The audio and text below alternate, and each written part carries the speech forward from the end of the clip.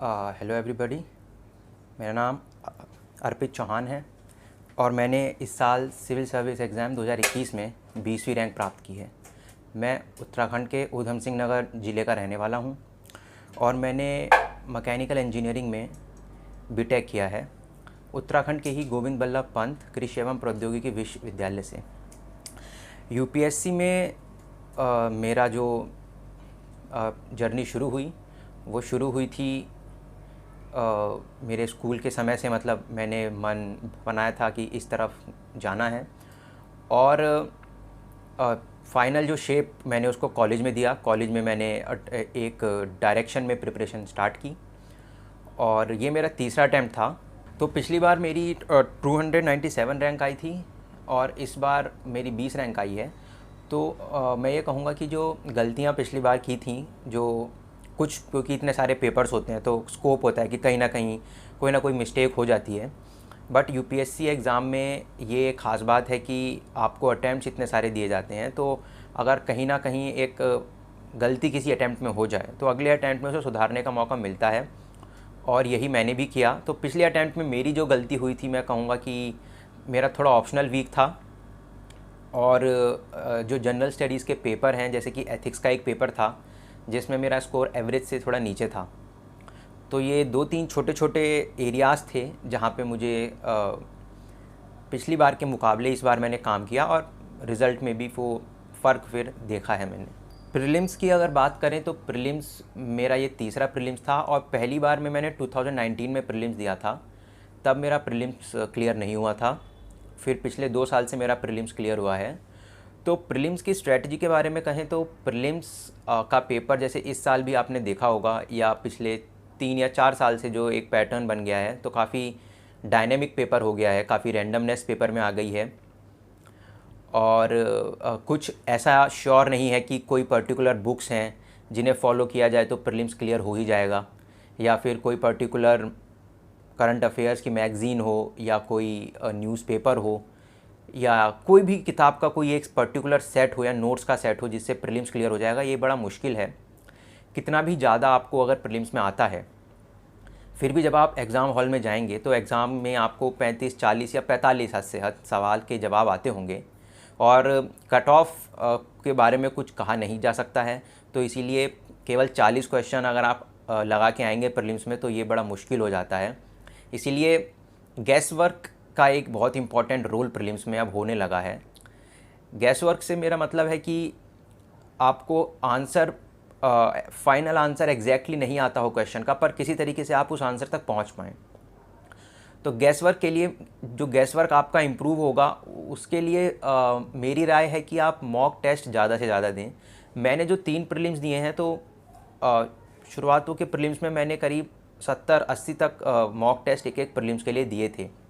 तो पार्ट मॉक्स दें पहले आप, फिर उसके बाद जब एग्ज़ाम में आपका 1 महीना या 1.5 महीना रह जाए तो रोज़ आप मॉक्स दें और फुल लेंथ मॉक्स को आप आखिरी के 1 महीने में फुल लेंथ मॉक्स पे ध्यान दें, मॉक्स दें। फिर उसका रिवीजन भी बहुत ज़रूरी है क्योंकि केवल एग्ज़ाम देकर उसको छोड़ देना एनालाइज़ किए बिना उसका कोई ज़्यादा फ़ायदा नहीं है। और मॉक्स में एक टारगेट अपना सेट करके लें आप कि मुझे कितने क्वेश्चन लगाने हैं प्रीलिम्स में।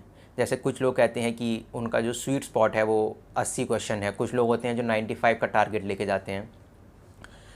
तो आपका भी एक टारगेट होना चाहिए। जैसे मेरा पर्सनली टारगेट 85 से 90 के बीच में रहता था।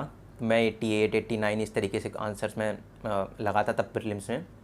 तो ऐसा ही आपका भी एक टारगेट सेट होना चाहिए और एग्ज़ाम हॉल में जाकर के आपको पता होना चाहिए कि कितने क्वेश्चन मुझे आते हैं और कितने मुझे लगाने हैं पूरे प्रीलिम्स में। तो इससे क्या होगा, अगर आपका गैस वर्क थोड़ा डेवलप हो गया है तो जो जितने भी अगर आपने 30, 35, 40 क्वेश्चन भी अगर गैस वर्क के थ्रू किए हैं तो उसका जो नेट रिज़ल्ट आएगा वो पॉजिटिव ही आएगा। तो आपका कट ऑफ क्लियर होने का चांस काफ़ी इससे इम्प्रूव हो जाता है। तो प्रीलिम्स के लिए फाइनली रिवीजन प्लस मॉक्स ये बहुत ज़रूरी है। ऐसे पेपर की अगर बात करें तो ऐसे भी फ़िलासफ़िकल एसेज काफ़ी आने लगे हैं। तो फ़िलासफ़िकल एसेज की प्रैक्टिस भी बहुत ज़्यादा नहीं हो सकती है कि आप अगर बहुत सारे एसेज लिख कर जा रहे हैं तो उसका मतलब ये नहीं है कि आपके एसे में स्कोर बहुत अच्छा आ सकता है। लेकिन आप एसे की स्ट्रेटजी को अगर देखें तो राइटिंग उसका एक एक पार्ट आप रख सकते हैं कि आप 2 4 5 अपनी सुविधा के अनुसार कि आप 1.5 घंटे में एक ऐसे पूरा लिख पाएँ, उस हिसाब से आप प्रैक्टिस कर लें। बट कंटेंट जो ऐसे का होता है वो कहीं से आपको मिल जाएगा अलग से, ऐसा कुछ नहीं है। वो जो कंटेंट होता है ऐसे का वो आता है आपके जो भी मेंस का आपको नॉलेज है, आपने ऑप्शनल का आपको नॉलेज है, या करंट अफेयर्स की जो नॉलेज है। फिर ऐसे में एक डायमेंशन का एक चीज़ कहते हैं कि डायमेंशंस पे ऐसे लिखना चाहिए कि social, cultural, economic, political, historical, linguistic, काफ़ी सारे डायमेंशन है। तो अगर आप कभी ऐसे लिखते हुए आपको समझ में नहीं आ रहा है कि क्या लिखें, तो आप डायमेंशंस पे जाएं, मल्टीपल डायमेंशंस को अप्रोच किया जाए, तो वहाँ से जो है वो जो शीट्स जितनी भरनी होती हैं आपको गिवन 1.5 घंटे में एक ऐसे के लिए, वो आप भर सकते हैं। बात करें जनरल स्टडीज़ 1 2 3 4 की, तो जनरल स्टडीज़ 1 काफ़ी उसमें स्टैटिक चीज़ें हैं, तो वो नोट्स से कवर हो जाता है आपका जो भी आपकी सोर्सेज हैं। और GS 2 और 3 में काफ़ी कुछ पॉलिटी या इकोनॉमी वाला सेक्शन है, तो उसमें डायनेमिक चीज़ें बहुत आ रही हैं पिछले कुछ समय से, कि जो करंट अफेयर चलते हैं उससे रिलेटेड सवाल वो पूछते हैं काफ़ी। तो उसके लिए मेरी जो पर्सनल राय रहेगी वो ये रहेगी कि जो आपके नोट्स होते हैं GS 2 के या GS 3 के जो नोट्स होते हैं वो इस तरीके से आपके कंसोलिडेटेड नोट्स हों कि जब आप करंट अफेयर्स में कोई चीज़ देखें, लाइक जुडिशरी से रिलेटेड या सेक्युलरिज्म से रिलेटेड या इकोनॉमिक रिकवरी से रिलेटेड या कुछ भी चीज़, तो वो चीज़ आप उठा करके उस न्यूज़पेपर में से या उस करंट अफेयर मैगज़ीन में से आप अपने नोट्स में उसको डाल लें। जैसे GS के आप हेडिंग वाइज नोट्स लेके चलें, और जैसे GS 2 में या GS 3 में जहाँ भी आपको हेल्थ सेक्टर हो गया, सोशल सेक्टर, एजुकेशन, कोई भी डेटा, कोई भी फैक्ट मिलता है, गवर्नमेंट की रिपोर्ट मिलती है, तो वहाँ से उठा के वो चीज़ अपने आप इस स्टैटिक वाले पार्ट में जोड़ लें, ताकि जब आप एंड में मेंस देने के लिए बैठें तो आपके नोट्स इतने सफिशिएंट और इतने कंसोलिडेटेड हों कि जो भी आपसे उस 2 पेज या 3 पेज में आप लिखें वो आपके पूरी नॉलेज का सार हो, कि आपको नॉलेज इतनी है कि 2 पेज में मैं ज़्यादा से ज़्यादा दिखा सकूं। बात करें GS 4 की, तो GS 4 एथिक्स पेपर में answer writing, structure of answer writing या जो है वो बाकी तीनों GS से अलग है। GS 4 में एग्ज़ाम्पल्स का इम्पोर्टेंस बहुत ज़्यादा है। अगर आप रियल लाइफ एग्ज़ाम्पल्स या ब्यूरोक्रेटिक एग्ज़ाम्पल्स या मैथोलॉजिकल एग्ज़ाम्पल्स उसमें डालते हैं, या फिर कोई हाइपोथेटिकल भी अगर आप डाल दें, अगर आपको कुछ नहीं मिल रहा है, तो इससे काफ़ी वेटेज इंक्रीज़ हो जाती है उस चीज़ की। और एक बात मैं कहूँगा कि जो एथिक्स में आप आंसर लिखते हैं, तो जो भी कोई जैसे ट्रांसपेरेंसी है या अकाउंटेबिलिटी है, जो इस तरह के टर्म्स आते हैं, उसकी डेफिनेशन को बहुत ज़्यादा बुकिश या बहुत ज़्यादा हैवी डेफिनेशन ना लिखें, सिंपल वर्ड्स में उसको लिखें। क्वेश्चन की डिमांड को एड्रेस किया जाना चाहिए, बट उसके लिए आप बहुत भारी शब्द या बहुत ऐसी वोकैबुलरी के पीछे ना भागें कि जो कॉमन टर्म्स से अलग हो। आप बिल्कुल प्लेन लैंग्वेज में उसको लिखें। ऐसे में भी ऐसा ही करना है, ऐसे भी आपको सिंपल लैंग्वेज में लिखना है। अगर आपका पर्टिकुलर ऑप्शनल है उससे रिलेटेड बहुत ज़्यादा आप अपने ऐसे में अगर डाल देंगे तो ऐसे जो है ऑप्शनल हैवी हो जाता है, बट ऐसे आपको लिखना होता है as a general list with multiple dimensions in mind.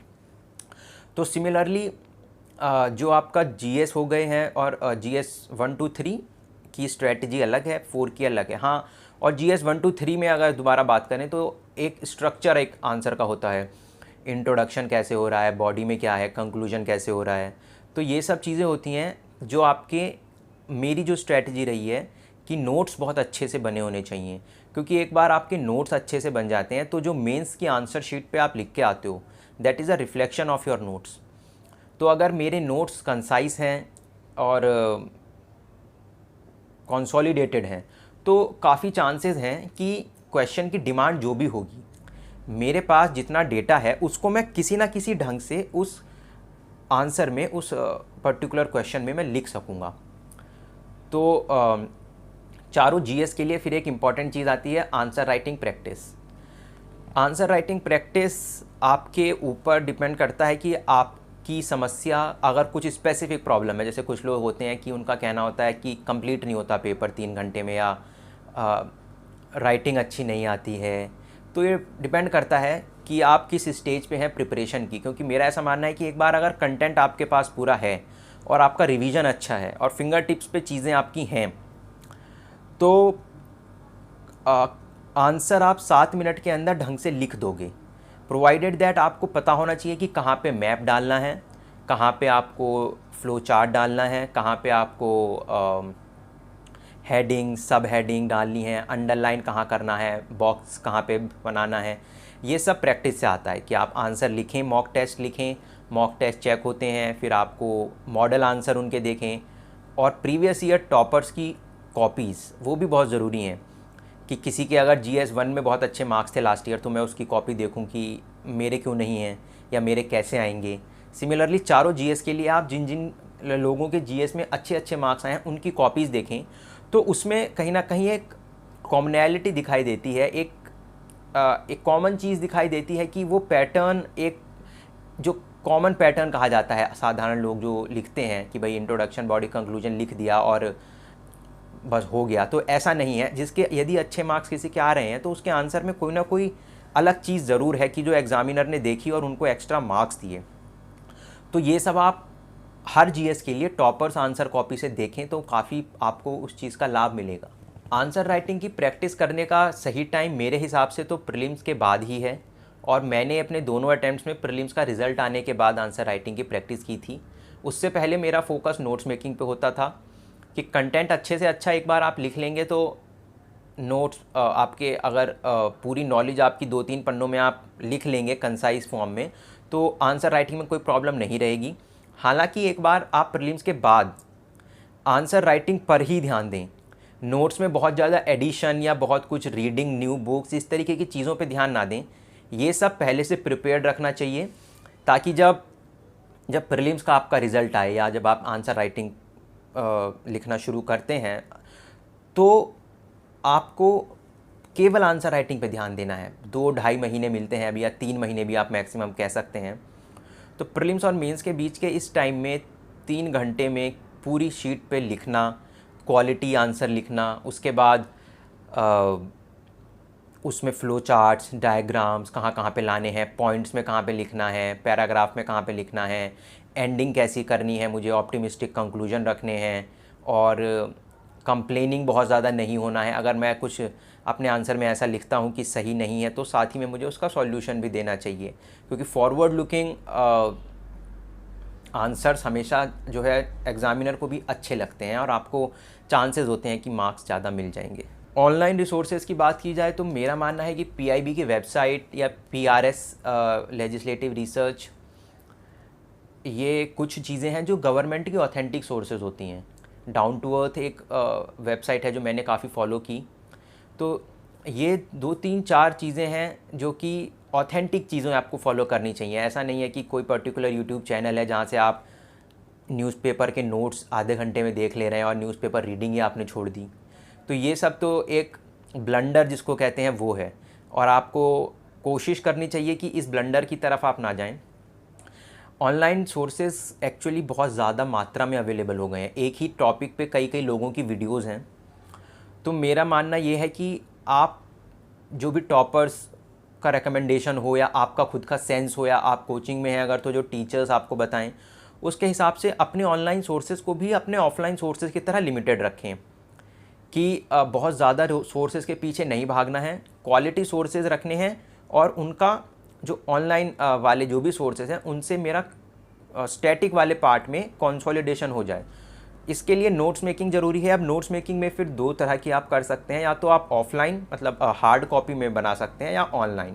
तो मेरा जो तरीका था वो ये था कि जो स्टैटिक पार्ट था वो मेरा हार्ड कॉपी में नोट्स थे, और जो करंट अफेयर्स वाला पोर्शन था वो मेरा ऑनलाइन नोट्स में बना था। और एग्ज़ाम आने से या आंसर राइटिंग शुरू होने से कुछ समय पहले मेरा ध्यान ये होता था कि ये दोनों चीज़ कंसोलिडेट की जाएं, कि इतने सारे नोट्स ऑनलाइन भी हैं और ऑफलाइन भी हैं, और उनमें अगर कोई सिंक्रोनाइजेशन नहीं है, सिनर्जी अगर नहीं डेवलप हो पा रही है, तो दोनों का इंडिविजुअली बहुत ज़्यादा कुछ यूटिलाइजेशन नहीं रहेगा।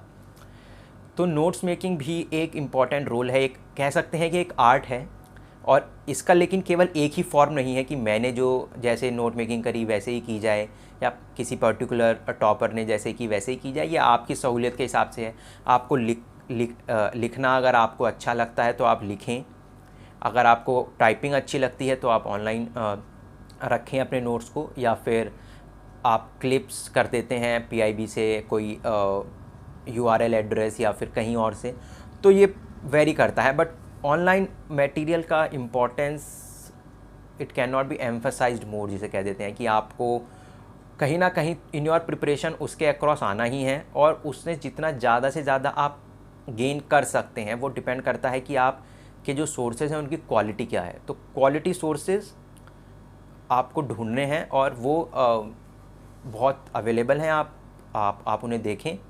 और मैं भी डिटेल्ड स्ट्रेटजी कभी अगर डालूंगा तो उसमें पर्टिकुलरली एक एक करके सबके बारे में मैं बताऊंगा। टाइम टेबल की अगर बात की जाए तो टाइम टेबल मेरा बहुत ज़्यादा हेक्टिक नहीं रहा है। मैंने जो तरीका अपनाया वो ये था कि मेरा जो सिलेबस है वो सिलेबस जो मंथली या वीकली मैं रखूँ, उसको महीनों में और हफ्तों में उसको बांट करके, फिर हफ्तों से डेली रोज़ के लेवल पे उसको मैं बांट लूँ, और रोज़ का मुझे पता हो कि किस बुक का कौन सा पार्ट मुझे एक दिन में निपटाना है, कौन से नोट्स करने हैं, कोई सा मॉक देना है, ये मुझे पता हो। फिर उसके लिए चाहे 6 घंटे लगें या 10 घंटे लगें, वो चीज़ उस दिन में करनी है। और अगर किसी वजह से आपका एक दिन में नहीं हो पा रहा है एक दिन का टारगेट, तो ये कोशिश करें कि वो वीकली जो टारगेट है वो आपका कवर हो जाए। एक दिन में अगर कम पढ़ पाए हैं आप तो अगले दिन में थोड़ा ज़्यादा घंटे लगाएं, ताकि वीकली टारगेट्स कवर होते चलें। क्योंकि एक बार आप अपने टारगेट्स पे अगर पीछे छूटने लगते हैं तो फिर जो एक कहते हैं कि कैजुअलिटी आ जाती है, और casualty is something that I would say कि प्रिपरेशन फेज़ में casualty is not a very good thing, कि कैजुअलिटी नहीं आनी चाहिए। डिसिप्लिन्ड तरीके से आपको नोट मेकिंग कहें या रिवीजन कहें, ये सब करना चाहिए। और कितने घंटे की पढ़ाई हो ये भी वही है कि पर्सन टू पर्सन डिफरेंट होती है। किसी को 6 घंटे में ही काफ़ी कुछ गेनफुल रीड हो जाता है, किसी का 10 घंटे भी आप केवल बुक खोल के बैठे हैं पढ़ नहीं रहे हैं, तो उसका भी कोई फ़ायदा फिर नहीं है। तो ये आप अपने हिसाब से अपने लिए देखें। बट हाँ, ये है कि टाइम टेबल ऐसा रखें जो प्रैक्टिकल हो। ये नहीं कि 12 घंटे का टाइम टेबल बना लिया है दिन में और अचीव नहीं हो पा रहा है, तो दैट इज़ समथिंग जो कि that means you are at the losing end of that, तो आपका खुद का उसमें नुकसान है। डूज़ एंड डोंट्स की बात करें तो देखिए, डूज़ तो ये है कि पॉजिटिव आउटलुक रखना चाहिए, पॉजिटिव अप्रोच। काफ़ी अप्स एंड डाउन्स तो ऑब्वियसली आते हैं, जर्नी इतनी लंबी होती है, तो कोई ना कोई एक चीज़ आप रखें जिस पे आपको एक आपका किसको कहते हैं फॉल बैक ऑप्शन हो, कि आपको अपने लक पे, अपनी डेस्टिनी पे, अपने हार्डवर्क पे, अपने भगवान पे, किसी भी चीज़ पे आपको भरोसा है कि हाँ मेरा हार्डवर्क है, it will sail me through, if not in this attempt then in next. कुछ लोग होते हैं जो लक फैक्टर को मानते हैं कि यार चलो 6 अटैम्प्ट देंगे तो एक ना एक बार तो लक साथ में रहेगा ही। तो एक ना एक चीज़ ऐसी हो जो कि आपको मतलब इफ़ यू फॉल बैक, अगर डीमोटिवेटेड लगे तो एक चीज़ हो कि हाँ यार चलो आए, उसको पकड़ा जा सके ना, होल्ड किया जा सके कि अगर मेरा नहीं हुआ तो मैं ये कहता हूँ कि चलो अगली बार और मेहनत की जाएगी, अगली बार और अच्छे से करेंगे। तो ये एक डूज़ में एक बहुत इंपॉर्टेंट चीज़ है कि आपको छोड़नी नहीं है बीच में तैयारी डीमोटिवेट होके। डोंट्स में तो बहुत सारी चीज़ें हैं, डोंट्स में तो फिर एक बहुत लंबी लिस्ट बन जाती है।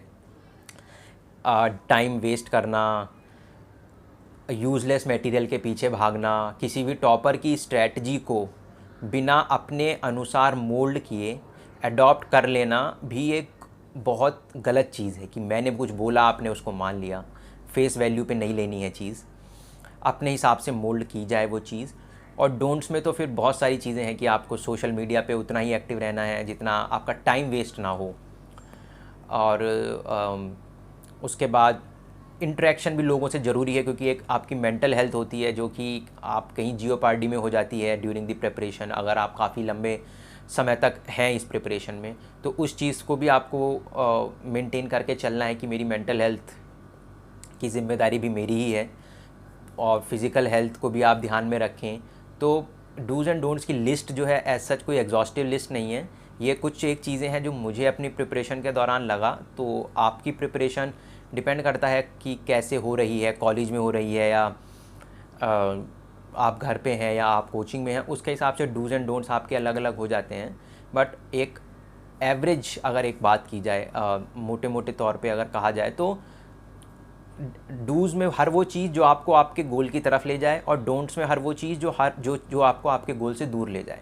बस ये आपको ध्यान रखना है। इंटरव्यू की बात की जाए तो इंटरव्यू की स्ट्रैटेजी मेरी या जो कॉमन स्ट्रैटेजी होती है वो होती है कि डैफ जो आपका भरते हैं आप मेंस के बाद, उसकी पूरी आपको नॉलेज हो। साथ ही साथ करंट अफेयर्स पे आपकी पकड़ होनी चाहिए, और एक जो आपका ऑप्शनल है या आपका ग्रेजुएशन सब्जेक्ट है, किस डिस्ट्रिक्ट से आप हैं, वही सब जो डैफ में इंक्लूडेड होता है वो आपको काफ़ी अच्छे से आना चाहिए। हालांकि ज़रूरी नहीं है कि क्वेश्चन उसी पे आएगा, बट अगर डैफ पे आए तो उसका जवाब हम दे पाएँ, ये हमारी प्रायोरिटी होनी चाहिए। और इंटरव्यू के लिए बहुत ज़्यादा एफर्ट एज सच रीडिंग में या फिर पर्सनैलिटी डेवलपमेंट जिसको कहते हैं कि एकदम से नहीं होता है। तो बी ऑनेस्ट, जितना आता है उतना वहाँ पे बोलें आप, ब्लफ ना करें पैनल के सामने, और पोलाइट रहें, कर्टियस रहें, हम्बल रहें वहाँ पे। चाहे आप सर्विस में भी ऑलरेडी हैं तो ऐसा नहीं है कि उनको ये बिहेवियर आपका ऐसा ना लगे कि आप थोड़ा रूड टाइप हैं। तो पैनल को आप आधे घंटे में जितना ज़्यादा से ज़्यादा क्वेश्चंस पूछने का मौका दे सकते हैं वो आप दें, क्योंकि panel is there to ask questions to you and जज you on the basis of that. So उनको आप मौका दें कि वो आपके बारे में ज़्यादा से ज़्यादा जान पाएँ। बाकी इंटरव्यू की मार्किंग काफ़ी कह सकते हैं कि पर्सन टू पर्सन सोच होती है कि वो ऑब्जेक्टिव है या सब्जेक्टिव है। तो वो चीज़ के चक्कर में आप ना पड़ें, अपना बेस्ट दे करके आएँ उस आधे घंटे में। और अगर आप, मेरा तो जो मानना है कि परफॉर्मेंस के हिसाब से ही मार्क्स इंटरव्यू में दिए जाते हैं। ऐसा कुछ नहीं है कि कोई बोर्ड ख़राब नंबर दे रहा है या कोई बोर्ड अच्छे नंबर दे रहा है। वो डिपेंड करता है कि आपकी परफॉर्मेंस उस दिन कैसी रही है। मॉक टेस्ट की अगर बात करें तो मॉक टेस्ट तो सबसे ज़्यादा इम्पॉर्टेंट अगर कोई एक पार्ट है, मुझे जो लगता है पूरी प्रिपरेशन में, पूरी जर्नी में, तो वो मॉक टेस्ट ही हैं। क्योंकि मॉक टेस्ट आपको बताते हैं कि एक्चुअली आपसे डिमांड क्या हो रही है। मॉक टेस्ट के साथ साथ प्रीवियस ईयर्स की अगर बात की जाए, दोनों चीज़ें बहुत ज़रूरी हैं। तो मॉक अगर आप प्रीलिम्स का दें या मेंस का दें, तो दोनों में ही एग्ज़ाम सिचुएशन में खुद को माने कि मैं अगर घर पे बैठ के मॉक दे रहा हूँ प्रीलिम्स का, तो ये नहीं है कि मैं एक हाथ में फ़ोन चला रहा हूँ और 100 क्वेश्चन मैंने जो है आधे घंटे में लगा दिए जो मन किया और फिर आधे घंटे में मॉक दे दिया। पूरा आपका माइंड कंडीशनिंग इस तरीके से होनी चाहिए कि 2 घंटे में मुझे मॉक देना है, तो वही 2 घंटे एग्ज़ाम हॉल की तरह मैं ढंग से बैठ के मॉक दूं, ताकि जो थिंकिंग मेरी डेवलप होगी और जो गेस मेकिंग डेवलप होगी वो वही काम आने वाली है एग्ज़ाम हॉल के अंदर। और सिमिलरली मेंस के लिए पूरे 3 घंटे honesty with yourself is a very important trait. बहुत एक ज़रूरी क्वालिटी है कि आप अपने प्रति ऑनेस्ट रहें अपनी प्रिपरेशन में, क्योंकि आपके रिज़ल्ट के ज़िम्मेदार आप खुद हैं। तो इसीलिए मेंस में भी मैं जब आंसर लिखूं तो पूरा 3 घंटे में लिखूं, ये नहीं कि मैं जो है 3.5 घंटे में मैंने आंसर लिख दिए और फिर मैं कह रहा हूं कि मॉक मेरा पूरा हो जा रहा है 3 घंटे में। तो ऐसा करके किसी का कुछ, आपको या किसी को कुछ कोई लाभ नहीं हो रहा है ना, नुकसान ही ज़्यादा हो रहा है। तो मॉक्स को आप दें, पर तरीके से दें, ढंग से दें। जैसे आप एक्चुअल एग्ज़ाम देंगे उसी तरीके से मॉक्स दें, तभी उनका फ़ायदा भी है। और मॉक्स से ज़्यादा आप सीखें in terms of practice and in terms of content. Coaching वाला जो एक क्वेश्चन किया जाता है, तो ये मैं सोचता हूँ कि मैं थोड़ा ज़्यादा इस पे बोल सकता हूँ, क्योंकि मैंने अपनी सेल्फ प्रिपरेशन की है पूरी। अपने तीनों अटैम्प्ट्स में किसी भी फेज़ में, मतलब इंटरव्यू, प्रीलिम्स, मेंस में, मैंने एज सच ऑनलाइन ऑफलाइन कोई कोचिंग नहीं ली है। मैंने मॉक्स हालांकि ज़रूर दिए तीनों स्टेजेस के, जो कि मैं कह चुका हूँ कि बहुत ज़रूरी है, बट कोचिंग मैंने कोई नहीं ली। मैंने सेल्फ स्टडी ही पूरी की है। तो एक एस्पिरेंट्स के अंदर जो एक, मैंने काफ़ी लोगों से मेरा इंटरेक्शन भी हुआ, तो एक डर जो होता है कि सेल्फ स्टडी से नहीं होगा, तो ऐसा कुछ नहीं है। कोचिंग अगर आपको ज़रूरी लगे तो बेशक लें, क्योंकि एक चीज़ मार्केट में अवेलेबल है। तो आपका सिलेक्शन केवल इसलिए ना रुक जाए कि मेरे प्रिंसिपल्स या मेरा मन कहता है कि मैं कोचिंग ना लूँ। अगर आपको लगता है कि विदाउट कोचिंग आपका परफॉर्मेंस बेटर होगा, वेल एंड गुड। और ऐसे बहुत सारे टॉपर्स और बहुत सारे एग्जाम्पल्स हैं कि जो बिना कोचिंग के जिन्होंने क्लियर किया है और हर साल करते हैं। तो ये कि कोचिंग मैंडेटरी है ऐसा नहीं है। हाँ, थोड़ा समय ज़रूर आपका सेव हो जाता है कोचिंग में, क्योंकि आपको स्पून फीडिंग किसको कहते हैं वो की जाती है नोट्स की, कि मैं बने बनाए नोट्स आपको दे दिए और आपने उनको रीड किया और आपने आंसर लिख दिए। लेकिन मेरा मानना है कि जो सेल्फ़ स्टडी है, चाहे आप कोचिंग करते हैं या नहीं, सेल्फ़ स्टडी बहुत एक इम्पॉर्टेंट कंपोनेंट है जिसका कोई सब्स्टिट्यूट भी नहीं है, और आपको उसके साथ उसको लाइटली नहीं लेना चाहिए, क्योंकि आपके कोचिंग के नोट्स भी हैं या आपकी एनसीईआरटीज़ भी हैं, तो सेल्फ़ स्टडी से ही जो नोट्स बन के आते हैं वो एक मतलब कहते हैं कि जो आपने जो उस चीज़ को कैसे समझा उसका रिफ्लेक्शन होता है उन नोट्स में, और मेंस के आंसर में भी फिर कहीं ना कहीं वही चीज़ दिखती है। तो इसीलिए self study is the backbone. अब कोचिंग मैं तो यही कहूँगा कि बिना कोचिंग के संभव है, पर अब आपके लिए संभव है या नहीं है वो आपको अपने लिए जज करना है।